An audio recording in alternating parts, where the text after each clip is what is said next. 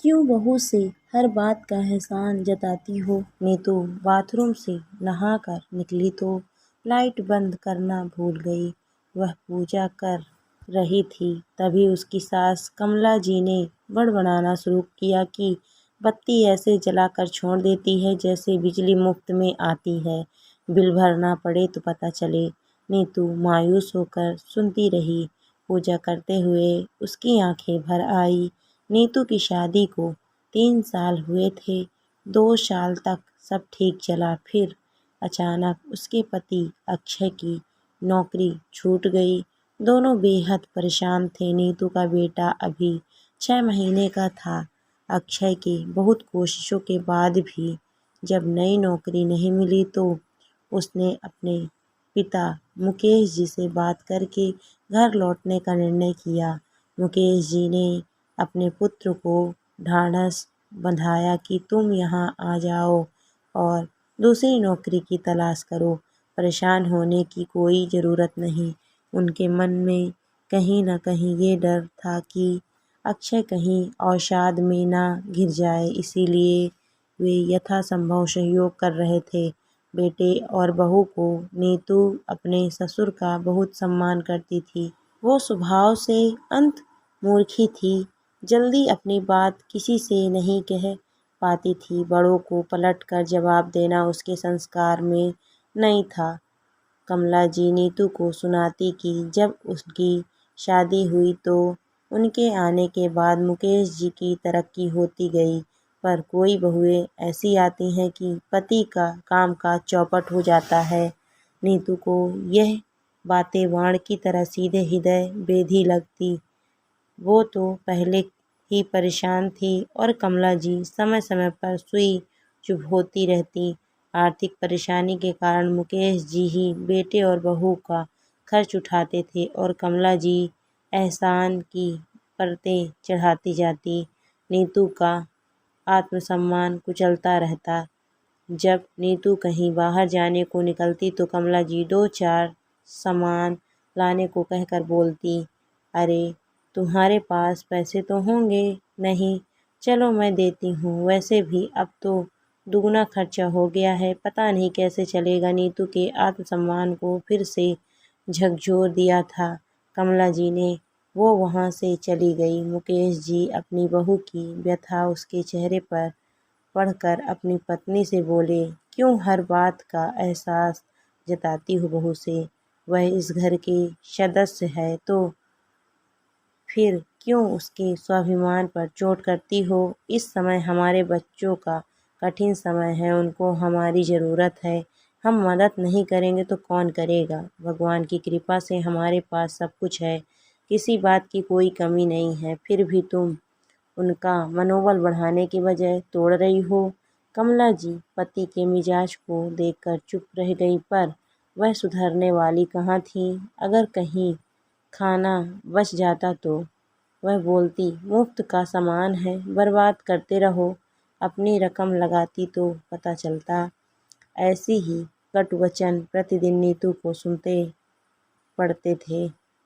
कभी कभी कमला जी तो अक्षय को भी सुना देती थीं। बहुत ही अधिक मानसिक वेदना से गुजर रही थी नीतू। एक तो पति को दिन भर तनाव में देखती, दूसरी तरफ सासू माँ उसके आत्मसम्मान को तार-तार करने से कभी नहीं चूकती। छोटे बच्चे की वजह से वह नौकरी भी नहीं कर पा रही थी। आए दिन कमला जी नीतू के सामने अपनी तारीफों के पुल बांधती रहती। मैं जब ब्याह करके आई थी तो इस घर में कुछ भी नहीं था। मेरे कदम बहुत ही शुभ थे इस घर के लिए। मेरे घर में कदम रखते ही इस घर का नक्शा बदल गया।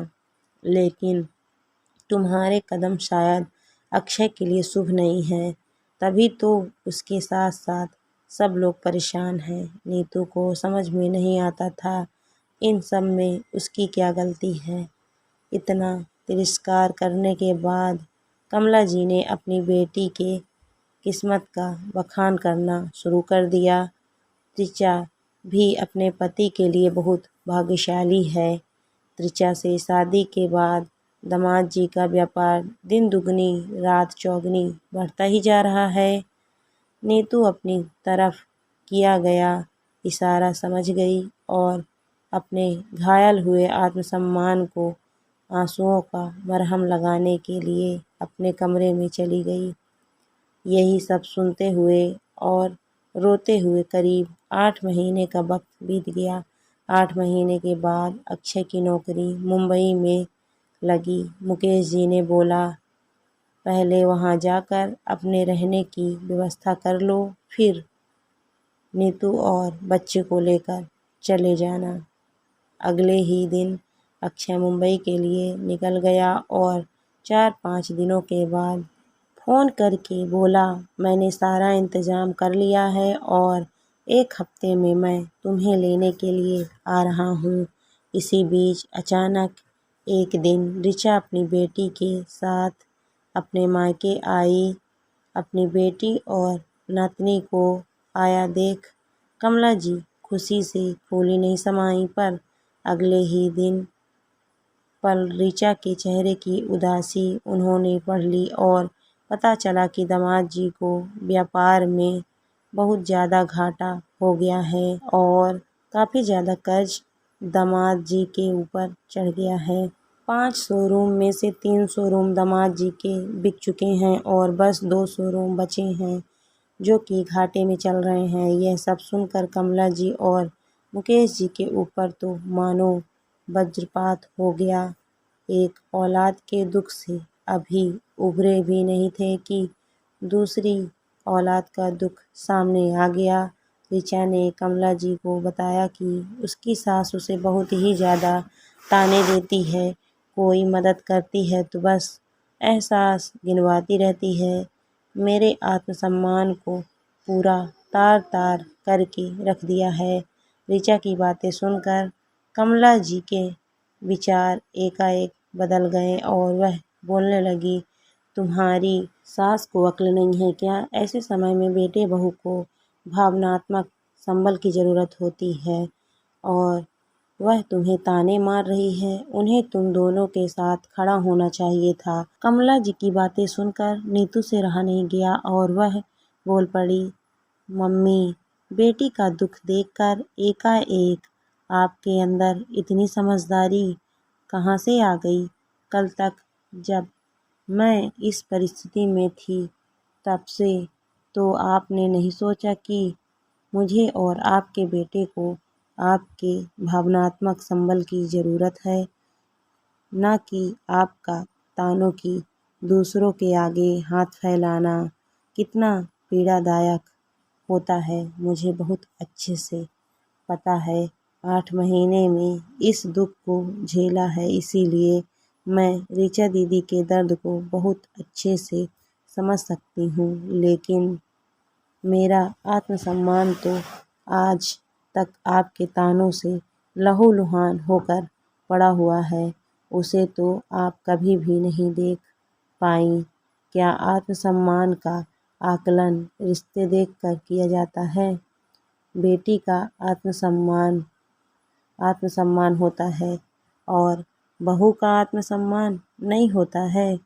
नीतू ने अपने नंद ऋचा से कहा, दीदी आप परेशान मत हो, आपका दुख मुझसे अधिक कोई नहीं समझ सकता, लेकिन जैसे मैंने इस कठिन समय को पार कर लिया है, जल्द ही आपका भी यह कठिन समय निकल जाएगा। हम सब मिलकर इस कठिन समय में आपके साथ रहेंगे। मुकेश जी ने कमला जी से बोला, कमला जी एक बात अच्छे से समझ लीजिए, मनुष्य नहीं बल्कि समय बलवान होता है और समय कब पलट जाए कोई नहीं जानता। आज ऋचा का दुख देखकर आपका दिल रो रहा है और वही दुख जब आपने अपनी बहू नीतू को दिया तो आपका कलेजा नहीं कांपा? फिर आप में और ऋचा की सास में क्या फ़र्क रह गया?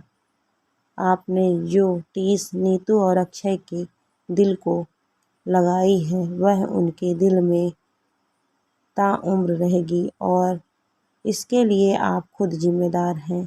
कमला जी आत्मग्लानि से भर उठी। उन्हें ऐसा लगने लगा कि बहू के साथ उनके करने की भरपाई अब उनकी बेटी कर रही है और वह मन ही मन दृढ़ निश्चय कर रही थी अपनी बेटी की स्थिति संभालने की और बहू के मन में अपने लिए जगह बनाने की।